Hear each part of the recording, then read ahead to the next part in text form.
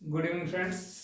एक बार फिर से एक नए टॉपिक के साथ पॉलिटी ही हमारा सब्जेक्ट चल रहा है और इस पे एक नए वीडियो के साथ हम फिर से आपके सामने इसको डिस्कशन के लिए लेके आए हैं। तो लास्ट वीडियोस में हमने जो है एक इंट्रोडक्शन लिया था, जितने भी तरह के बिल्स होते हैं संसद में जो पेश किए जाते हैं उनके बारे में, उनके आर्टिकल्स के बारे में हमने देखा था। अभी हमने उसमें कहा था कि हम एक एक बिल को इंडिविजुअली जो है ब्रीफ में डिस्कस करेंगे। तो ये पहला बिल है धन विधेयक, मनी बिल के बारे में अभी हम चर्चा करेंगे। इसमें हम डिस्कस करेंगे इसको, और किन पॉइंट्स पे डिस्कस करेंगे वो यहाँ पे लिखे हुए हैं। इन्हीं पॉइंट्स पे हम दूसरे बिल्स को भी कंपेयर करेंगे, जिससे कि आपको एक बेटर पिक्चर मिलेगी, एक बेटर क्लियरिटी मिलेगी कि इनमें डिफरेंसेस कहाँ हैं, सिमिलरिटीज कहाँ हैं। ठीक है, सेम कॉमन पॉइंट्स पे आगे डिस्कस करेंगे। फिलहाल तो मनी बिल के बारे में हम बात कर लेते हैं। देखिए, शक्ति पहला जो जिस पॉइंट पे हम बात करेंगे शक्ति के बारे में। शक्ति मतलब कि धन विधेयक के मामले में हमारे पास जो दो सदन है, राज्यसभा या लोकसभा, तो किसके पास ज्यादा शक्तियां हैं। तो देखिए, इसमें लोकसभा के पास धन विधेयक के मामले में ज्यादा शक्तियां हैं। एलएस मतलब लोकसभा, आरएस राज्यसभा। ठीक है, ज्यादा शक्तियां हैं। कैसे, आगे हम बताएंगे। अच्छा, पेश कहाँ होगा धन विधेयक? पेश कहाँ किया जाएगा? लोकसभा में पेश किया जाएगा। ये पॉइंट याद रखिएगा, लोकसभा में पेश होगा हमेशा। धन विधेयक जब भी लाया जाएगा लोकसभा में पेश किया जाएगा। ठीक है, राज्यसभा का क्या उसमें जो है रोल है?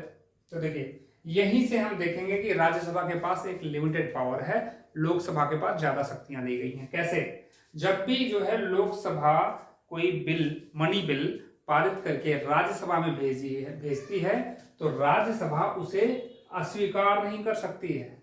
एक लिमिटेशन लगा दिया राज्यसभा पे, ये आपको मानना ही पड़ेगा, बाध्यता है। ठीक है, संशोधन कर सकती है कि नहीं? लोकसभा ने जो बिल भेजा पारित करके, क्या उसमें संशोधन राज्यसभा कर सकती है? नहीं कर सकती। मैंने क्रॉस किया है, देखिए, संशोधन क्रॉस मतलब नहीं कर सकती। ठीक है, तो कर क्या सकती है?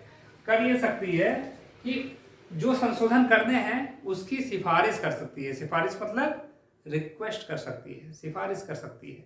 सिफारिश करके वो लोकसभा को भेज सकती है कि देखिए ये पॉइंट्स हैं और हमारे विचार में ये संशोधनीय है, आप इसको देख लीजिए। लोकसभा के ऊपर कोई बाध्यता नहीं है कि राज्यसभा ने जो सिफारिशें की हैं उसको माने, ये उसके ऊपर डिपेंड करता है। लोकसभा मान भी सकती है, नहीं भी मान सकती है। इसका मतलब यहीं से पिक्चर क्लियर होती है कि धन विधेयक के मामले में लोकसभा के पास ज्यादा शक्तियां हैं, राज्यसभा के पास लिमिटेशंस हैं। ठीक है, अगले लिमिटेशंस देखिए। राज्यसभा को केवल जब लोकसभा बिल पारित करके, धन मनी बिल पारित करके भेज देगी राज्यसभा में, तो राज्यसभा केवल 14 दिन, 14 डेज, केवल 14 डेज ही अपने पास रख सकती है। अगर 14 डेज से ज्यादा राज्यसभा ने अपने पास मनी बिल को रखा तो क्या होगा?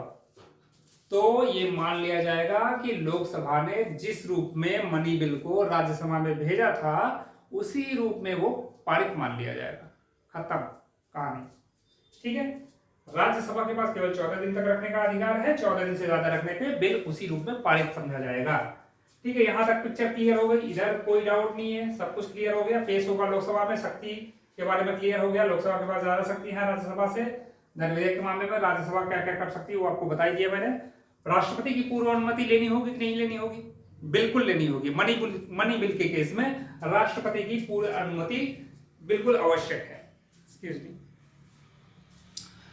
तो ये इसकी शर्त है कि पेश करने के पहले, लोकसभा में पेश होने के पहले ही राष्ट्रपति की पूर्व अनुमति लेनी जरूरी है। ये मनी बिल की खासियत है।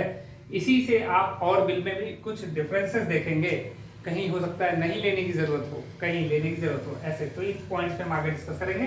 अब बताइए, राष्ट्रपति वीटो लगा सकता है कि नहीं लगा सकता? कमेंट करके आप बता सकते हैं।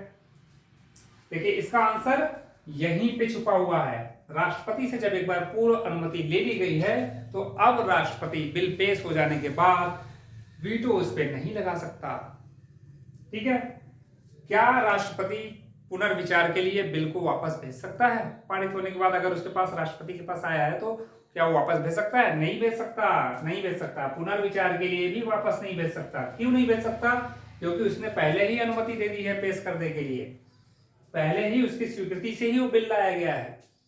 तो राष्ट्रपति की रिकमेंडेशन पहले ही है, राष्ट्रपति की संस्तुति पहले ही ले ली गई है। तो अब ना तो वीटो लगा सकता है, ना तो उसको पुनर्विचार के लिए वापस भेज सकता है। संयुक्त अधिवेशन बुलाया जा सकता है क्या मनी बिल के केस में? मान लीजिए कि कोई कॉन्फ्लिक्ट क्रिएट हो गया, संयुक्त अधिवेशन कब बुलाया जाता है? जब दोनों सदनों के बीच में कोई कॉन्फ्लिक्ट आ जाए किसी भी बिल को लेके। तो क्या मनी बिल के केस में जो है संयुक्त अधिवेशन बुलाया जाएगा?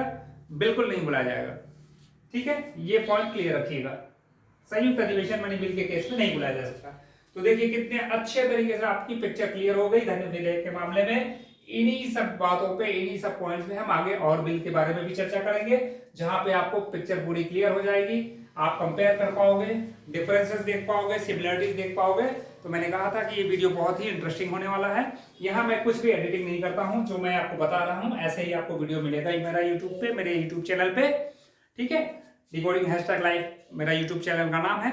तो अगर आपको ये वीडियो पसंद आया हो तो इसको लाइक कीजिए, सब्सक्राइब कीजिए और इसको अधिक से अधिक शेयर कीजिए। शेयर करने से नॉलेज बढ़ता है। आप बहुत आयात में इसको शेयर कीजिए, लोगों तक पहुंचाइए। और इसमें जो है हम नेक्स्ट और भी टॉपिक ये लेके आएंगे, जो बाकी बिल है उसके बारे में डिस्कशन करेंगे। तो अभी के लिए धन्यवाद। आप इसको जो है स्क्रीनशॉट ले सकते हैं और आपका अपना फीडबैक जरूर दीजिए। Thank you very much.